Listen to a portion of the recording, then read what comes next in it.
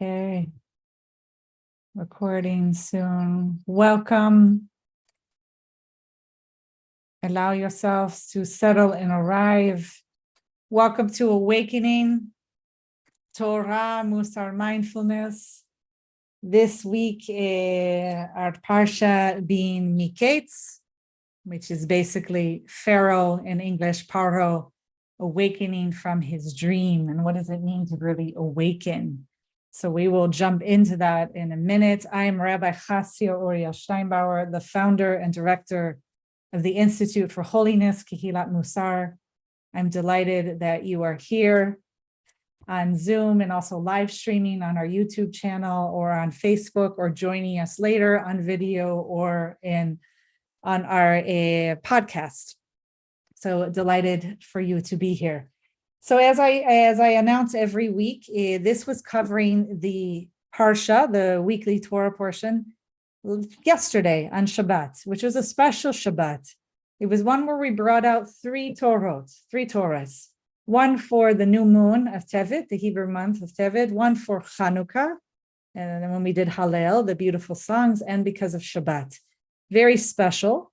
And so on that date, which was the Lamed, the 30th of Kislev, and Tafshin Bet Gimel in 5783, the Hebrew year, which was yesterday, December 24th, 2022. So today, we have the privilege to jump in the next day, having either learned the Torah portion the week before, or listened to it in our communities, or took time to study and read it. We get to spend some time really looking at it together from the lens of Mussar Mindfulness, which is our love and delight and specialty here at the Institute for Holiness, where we really integrate both the Jewish tradition of Mussar and the mindfulness tradition of Theravada Buddhism, of really gaining the insight that we can just basically support each other, cause less harm and suffering, really come to more kindness, more compassion, and who we are and how we interact with this master narrative of ours, this text, and this long tradition of studying the Torah together. So, as I said, our Torah portion is Mikeitz. Today is the 25th of December. For all of you who are observing the 8th night of Hanukkah tonight, I wish you happy Hanukkah. For those of you observing Christmas, Merry Christmas. And for those of you observing any other holiday or festival of light, may you shine, especially since if you look outside at the new moon, it's a tiny sliver. So we need the most light possible tonight, and really may we all shine our inner light towards one another in this practice. So before we jump into Mikeitz, this is awakening Mikeitz, which is so delightful, I have to tell you, I think this is our 10th sitting together in the book of Bereshit in Genesis. And we're going to move into our intention, our kavanah for the practice, which we share together every week. So let me just pull that up together. For those of you who are watching on video and have vision, you will see the shared screen. For those of us who are listening on audio, I'm going to read them. So we basically see this practice together, this time that we dedicate anywhere between a half hour and 45 minutes, as a radical act of self-care. And not just self-care for just the self. It's that we're strengthening our own soul in order to be of benefit to others, that we're very other-oriented in our orientation and in our practice, which we see as service to the divine. So the second one we say, we're doing this on behalf of others. We're strengthening our relationship to others in this practice here in this Vad, Sangha community together, so that we can be a better conduit of God's good to others when they need us. This is what's so important, is that we want to bring the more light, more good, right, for the benefit of others. And finally, we say we see this time together, strengthening our relationship with the divine, however we may define the divine or that relationship. All are welcome here.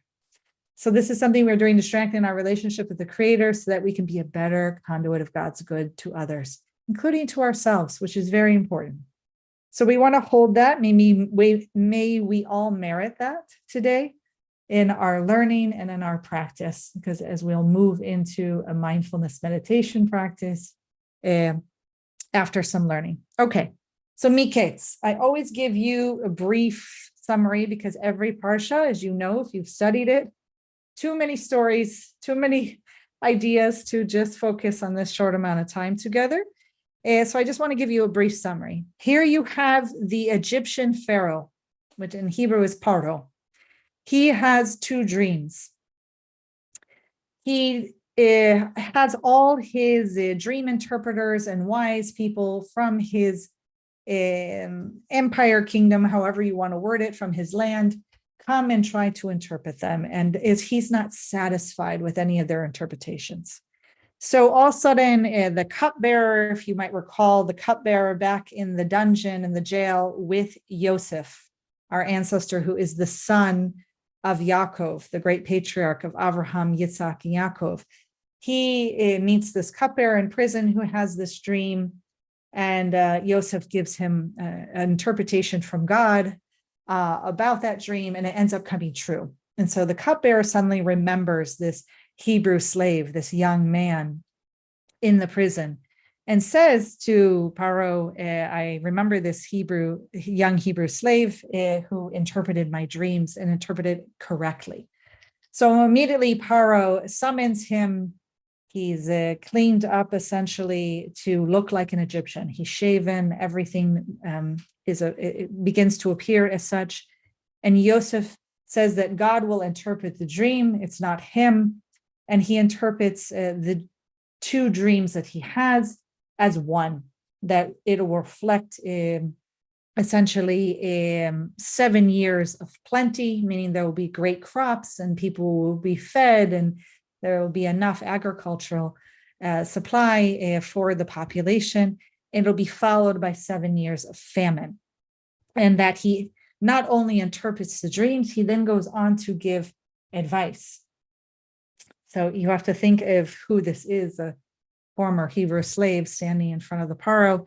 This might be an opportunity for him to be like, I better shine. This is my moment, my 15 minutes of fame, right? As the famous saying goes. And he offers some advice here. He says, make sure you appoint someone wise who will store the food during the years of plenty in order to carry and take care of the population in the years of famine. So Paro is so blown away by this that he says, who else has the Spirit of God in him and is so wise? And he decides to appoint him.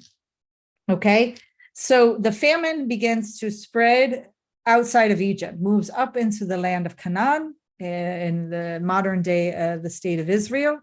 And as you know, Yaakov, our ancestor, is there with his other sons. And he decides to send down all his sons except for his youngest, which is Benjamin, who is the full brother to Yosef, born from Rachel, his favorite, Yaakov's favorite wife. You remember those problems, all that favoritism caused, right, earlier? So he's holding on to Benjamin. He sends the rest of the sons down to Egypt to get food. And Yosef recognizes them immediately because Yosef now has been appointed essentially as a visor, second in command to all of Egypt in order to store this food during the years of plenty so that it can survive the famine. So now we've entered 2 years of the famine. The brothers are coming down and he recognizes them. They don't recognize him. Lots of people and commentators will, why not? All sorts of questions. We have to remember that he is now 39 years old. He is completely shaven. He's wearing Egyptian clothing. He has an Egyptian name. He's using a translator between them to pretend he doesn't speak Hebrew or understand it. So he's speaking Egyptian to the translator.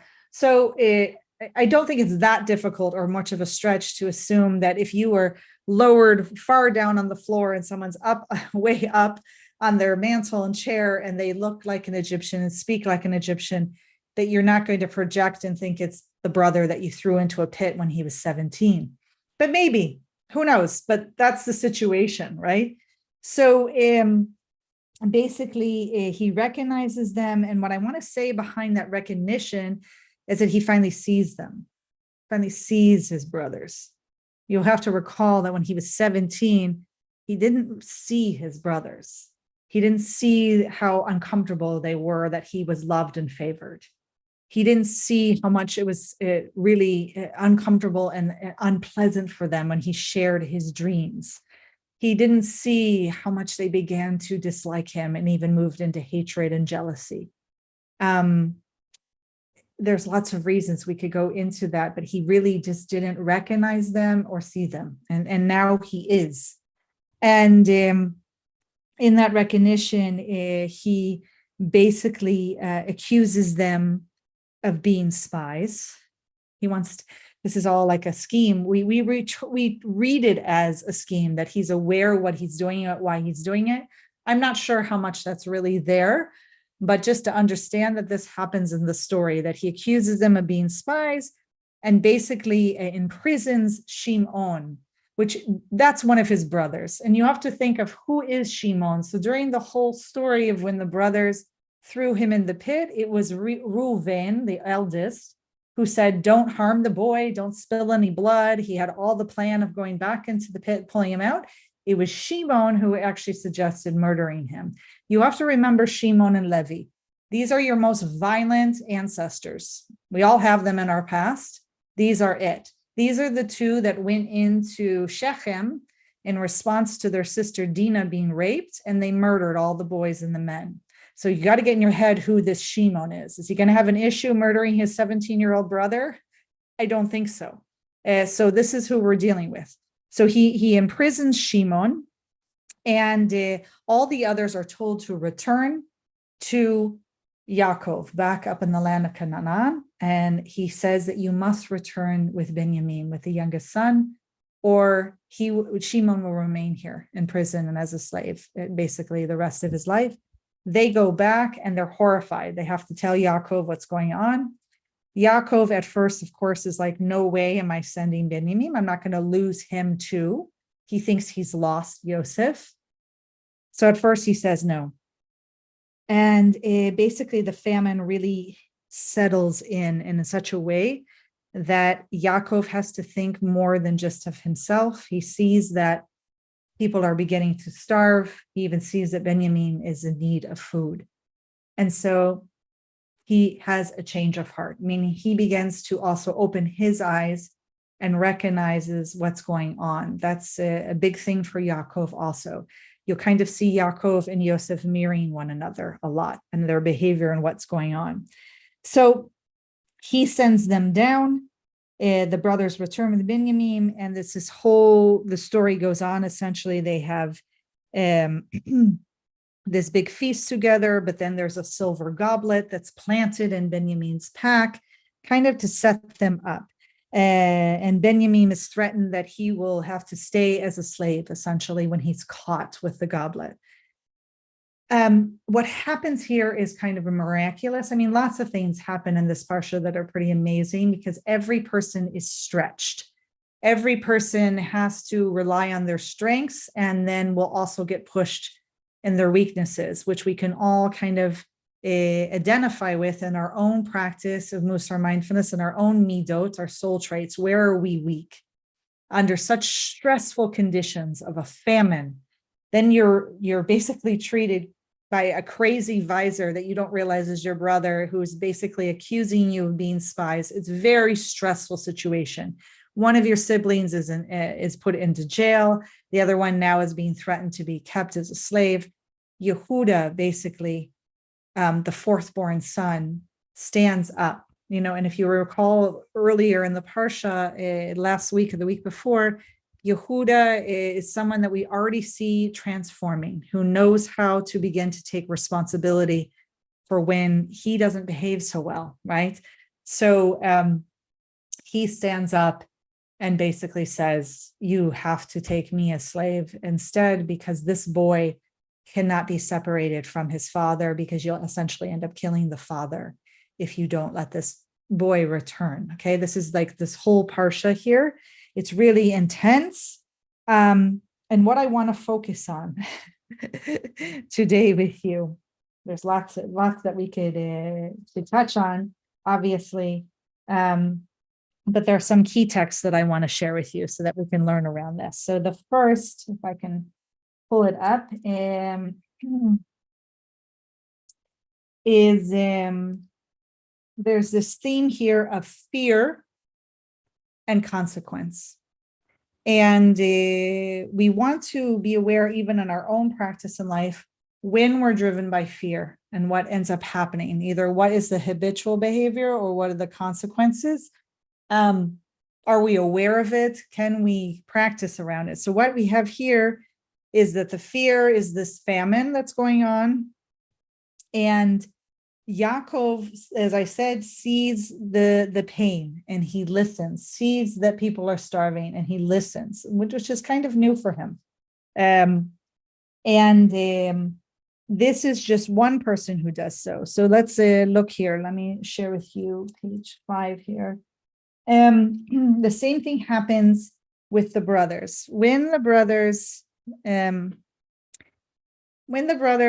essentially are told that they're going to have to remain there, or Shimon is, or all of them essentially at first are threatened to remain there as slaves or in prison, they all immediately begin to share with one another that this is the consequence for their behavior, that this is God's punishment coming to them for how they treated their brother. They have this insider talk. We get to be witnesses to it in the Torah.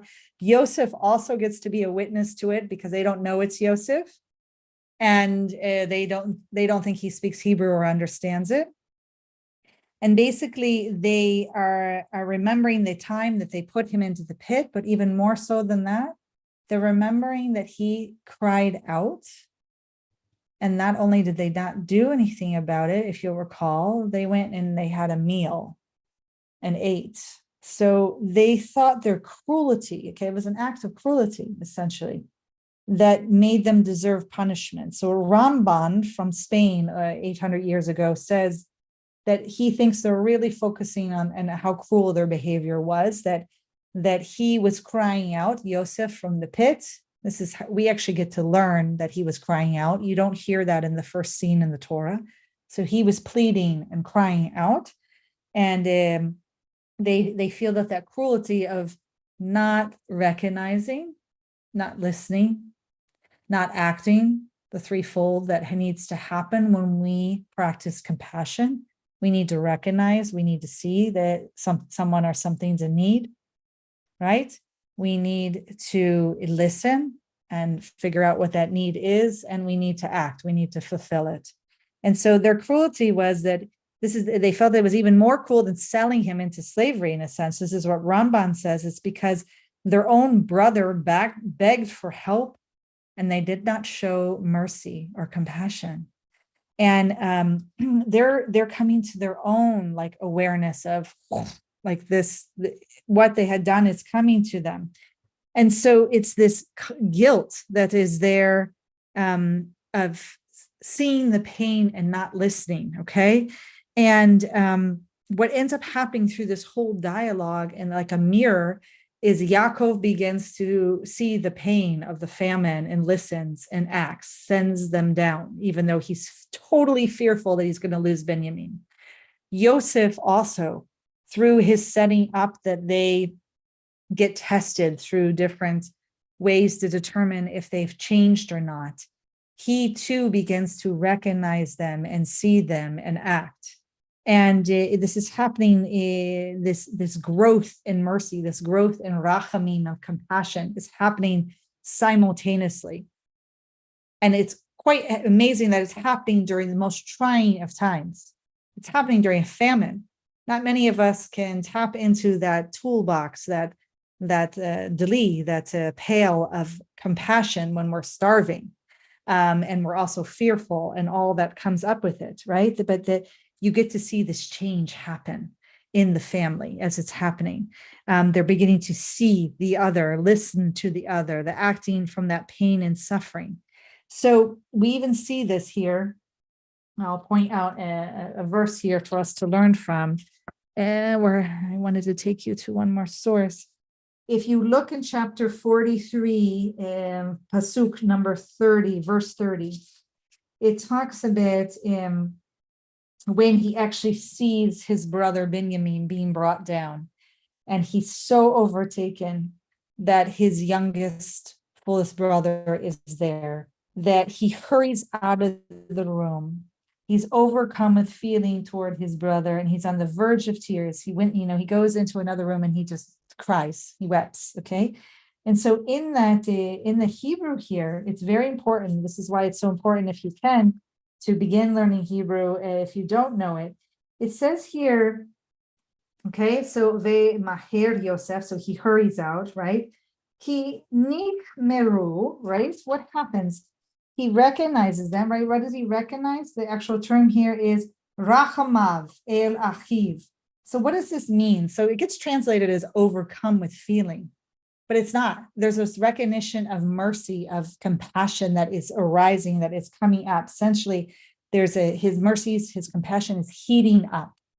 There's a fire within that is starting to come out and alive, in which it needs to, right? It needs to be there for us to care for the other, not only care, not only recognize, but to act on it. If we don't have that fire of alacrity, of zerizut, of enthusiasm, we're not going to act out on the compassion. It'll just remain as empathy. It'll have a certain distance to it. Oh, I feel sorry for you. But no, we have to act on, we have to try to relieve the harm and suffering. And that's what's happening here. So he's totally nikmeru rachamam. This also exists in Kings 1, chapter 3, verse 26, what it means to have compassion for. Here, Benjamin is not an object of pity at all, or even his brothers. Instead, the sight of him arouses these overwhelming feelings of tenderness and affection, of compassion, in the type that only can be relieved through tears. And this is very important because Yosef, if you think about his position of power right now, he could have destroyed his brothers in a second. He could have seen them, thought about what they did to him, imprison them, or even have them be killed. This is the extreme that he could have done, but he didn't. And that's an important thing to know. So already he's practicing that self-restraint that comes with the feeling of vengefulness and revenge. Think about how that young 17-year-old inside his 39-year-old body felt. Wow, I cried out and you didn't even listen to me. You sold me into slavery, but that wasn't him. No, he's an amazing model to live up to. We might not even get there, but there's lots of fine nuance if you watch him through this Torah portion, how he tries to practice, keeps trying. He wants to trust them. He wants to have compassion. He wants to see if they've changed. He wants to love. He wants to connect. He wants to be in relationship. I mean, don't we all, with family that some of them are really sick? You have to admit that about some of our ancestors. There's really unhealthy behavior here, right? And that has happened in the past. But he's this model, this amazing model that doesn't say, as often you hear people say, like, if somebody's sick or unhealthy for us, then maybe we just shouldn't be in relationship with them. I don't know if that was a choice for our ancestors. Maybe it was. But instead, you get more of a model of this is my family. I don't have to like it. I can even tell them so, but I'm going to figure out a way to live with them. I'm going to figure out a way to have compassion. I'm going to figure out a way to practice around this instead of either isolating or kicking them out or whatever can happen as we move through how to deal with unhealthy family behavior. So this is obviously one model here. The last text that I will bring you, I don't think I even need to bring this one to you. No, not right now. What do I want to say with you in closing? Yes, and then we'll move into our practice. Thank you for your patience. I just have so many sources in front of me and I want to share them all with you, but I obviously can't. So this is the final night of Hanukkah for those of us who observe, meaning we will be lighting the 8 candles plus the shamash, so there are 9 total. on the Chanukiah, which is very popularly called a menorah in many places in the world. And on this final night of Hanukkah, we really practice this compassion, this seeing, this recognizing, this listening, this acting by bringing more light, more insight, more awareness, not just light of the candles or the light of our soul, but the light of this wisdom of this practice of Mussar mindfulness. And it's a performative aspect when we take time to practice and do the mitzvah of lighting the candles, right? And this is really part of the practice of bringing more compassion into the world. It moves us with this warmth and this light. We really are about this practice of that we even mentioned as our kavanot at the beginning of this practice of bringing God's good to others, is this adding this light, and that we continue with this. This is just the beginning. It's not as if the 8 days we light and we're done. This is the beginning of us really taking this light and bringing it out into this amazing world with such difficulty, but also such beauty. So with this, we move into this practice of Hanukkah, and actually delving into this portion today, this Hebrew, the Torah portion of this concept of ma'alim b'kodesh, that we lift up towards holiness, on this path towards holiness. We go up in holiness. This comes from Beit Hillel, as you might know, the famous Havruta learning partnership between Beit Hillel and Beit Shammai. They had this famous discussion about do we take away a candle each night, which is Beit Shammai, or do we add a candle each night? We end up favoring Beit Hillel, that we add a candle each night, because he relies on this concept that we go up in holiness, we don't come down. And I'll share that text with you quickly. No, I think I feel good with what we've shared so far. So this is the question for us as we leave today, before we're going to do our mindfulness meditation practice. But as we move into it, we want to really think of how to integrate this into our lives. How is it that we continue to go up in holiness? It's a demanding, it can be sometimes overwhelming concept and task, right? And that's where I want us to really focus, that we start with one candle at a time. We don't say we have to do and be everything all at once. That's true even as Jews in our Jewish practice. Nobody does all the mitzvot all the time. I mean, you just can't. I mean, many of them have to do with the temple in general. Maybe learn some humility around that, right? But this concept that we just always attempt to take that one step more, that one candle to go up and holiness. And so with that, I'm going to move us into a mindfulness meditation practice, but in particular, one that is opening us to compassion, recognizing and seeing and acting in others, of course, towards ourselves. So I invite you now to assume one of the classic 4 postures. It can be in a seated position, either in a chair or on a seated cushion or on the floor. It could be lying down. It could be standing or even walking.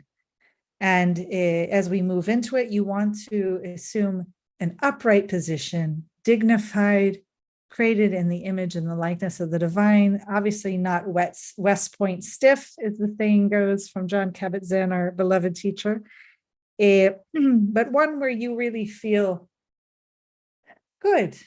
There should be a sense of joy, of this real sense of beauty and balance, essentially, as we sit here. Ground your feet if you do feel them on the ground. I invite you to close your eyes if you have vision and you feel comfortable. You can let your hands rest on your lap, put them on your heart, wherever you need to care for yourself today. And we begin always with this time inviting awareness. You can even whisper it to yourself. I'm inviting awareness. I'm letting go with whatever came before today. I'm becoming aware of my thoughts. Where am I right now? You can even whisper, am I here? Invite a loving inhalation of ease, exhalation beginning to arrive. Inhalation of ease again, and exhalation coming to stillness, allowing your breath to settle, come to its own natural rhythm, allowing yourself to scan your body slowly, gentle, without judgment. What is here from you as you start in your toes, move up to your feet. Feel your ankles. We often hold tension there. Sending love and release up through our calves and our knees, through the upper part of the leg and the hips. Noticing if there are any emotions, whether pleasant or unpleasant, basically taking lodge, setting up home in one of your muscles and in your body. You can invite that emotion to release and let go. Moving up into the belly,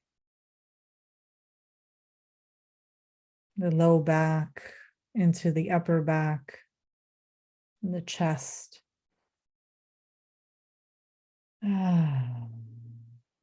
Allowing in a sense of ease, rest, presence. Into the neck and shoulders, into the throat. Allowing your jaw to rest, even opening your mouth, the tongue to rest inside.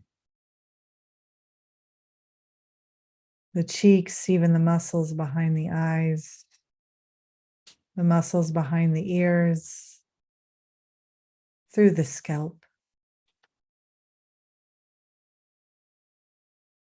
This gift to yourself to be here with curiosity, with kindness. Recognize what's going on for you, allows you in practice daily to begin to really recognize what is happening in others in your life. Recognizing means consciously acknowledging the thoughts, the feelings, the behaviors of the other person and those that are affecting us. It's like awakening from a dream. And this first step out of the trance is to recognize, do we witness that the person in front of us is stuck? Are they subject to constricting beliefs, emotions, physical sensations?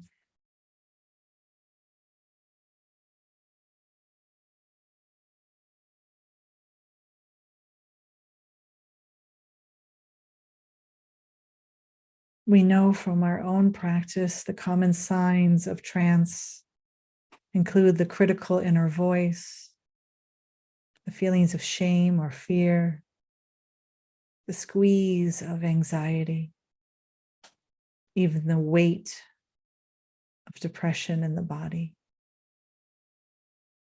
Simply recognizing is a mental whisper.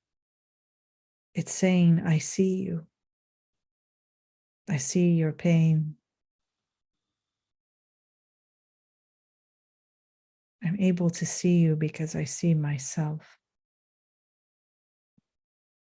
And think about our ancestor Yosef was able to see his brothers because he began to see himself. When he had his 2 children, Menashe and Ephraim. He names one of his children that I've forgotten my ancestral home. I've forgotten the pain of the past. And when he's able to forget, meaning not allow that past memory to hold him hostage, he's able to recognize and see his brothers. And so that's where we move into the allowing of the experience of the other, just as it is. Letting the thoughts, emotions, and feelings and sensations just to be there without trying to fix or avoid. Think of all the back and forth in this parsha where he gets that insight or knowledge of listening to his brothers, admit their guilt, admit that they know what they did and that it was wrong. He doesn't try to avoid, he doesn't try to fix, he has his emotions around it. He does cry, he lets himself release and cry. And so too in our practice, once we recognize the pain, the harm and suffering of somebody else, we allow it to be there without judgment.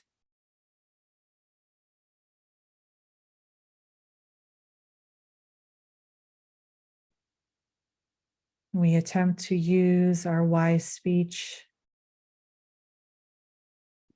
as we let be by silently offering an encouraging word or phrase, or when they're ready to hear it to them.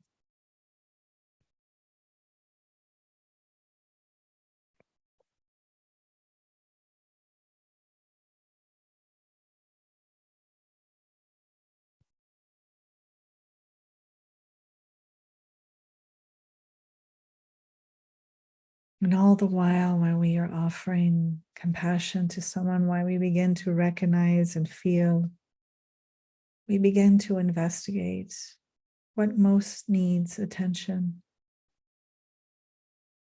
How can I help? How can I give them what they need?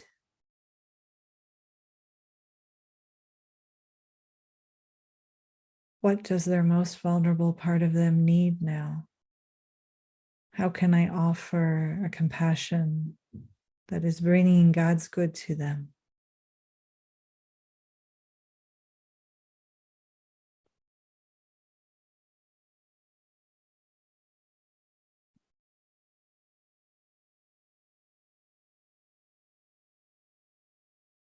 Creating a sufficient sense of safety, making it possible to connect with the other's hurt, perhaps their fears, any shame, and we nourish with self-compassion and compassion towards them.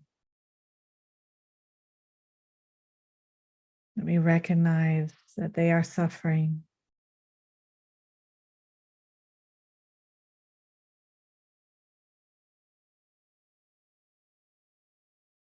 Whether it be a message of reassurance, of forgiveness, of companionship, of love, we reach out with courage. We reach out knowing that we could make a mistake. And this is where we trust in the potential of the path, that we will practice wise, right speech, allowing our intentional gesture of love, of kindness, in any way to comfort. Whether it is, I'm here with you, I love you, I'm listening, it is not your fault, trust in your goodness. A healing hand placed into the other's hand, wherever they will feel embraced by your warmth, your radiant light.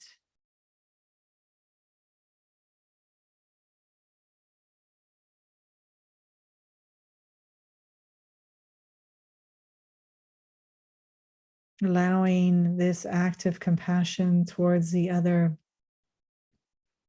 Allow both of you to rest in any wakeful, tender space of awareness that has arisen. Take this practice towards yourself and towards others, and have the courage this week and every week after Hanukkah to extend this recognizing, this feeling and investigating, this allowing, and this nourishing, this offering of compassion.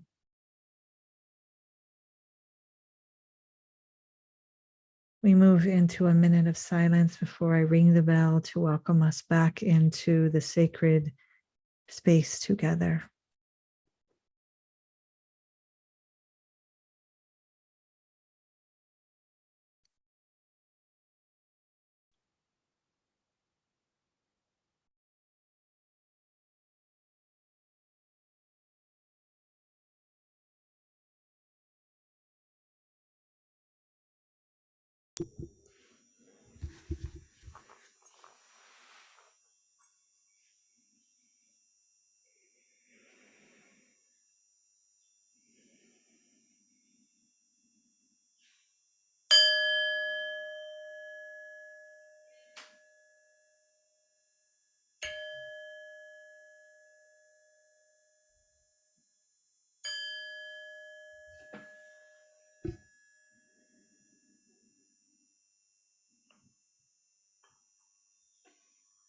Gently and slowly open your eyes if they were closed. Welcome you back in to this shared space together.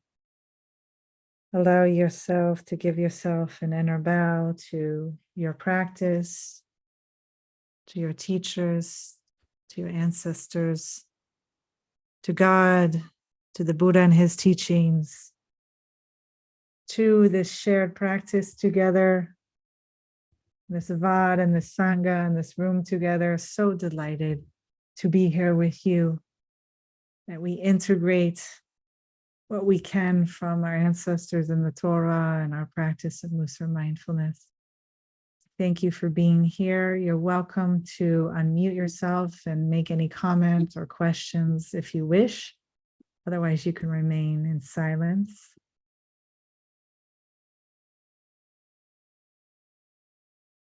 Okay. So with that, we meet every Sunday, Bezrat Hashem, God willing, at 7:30 Israeli time, so 12:30 Eastern Standard Time. All are welcome. Any walk of faith or where you are in your life and your practice. You'll find all the information you need at our website to subscribe and join our community. And please do attempt to read the Torah portion for next Shabbat, either the week before or on Shabbat, the Sabbath itself, so that you will be ready to jump in on Sunday with me. It is the new year, the secular new year. Next Sunday, we will be meeting. People always ask. So come with your hats on or whatever might work for you. And we thank you for your donations and sponsorships to support this weekly awakening that we're able to offer. And as I said, I'm delighted that you're here, to all of you, and may you have a blessed week. And I look forward to connecting soon. Take care.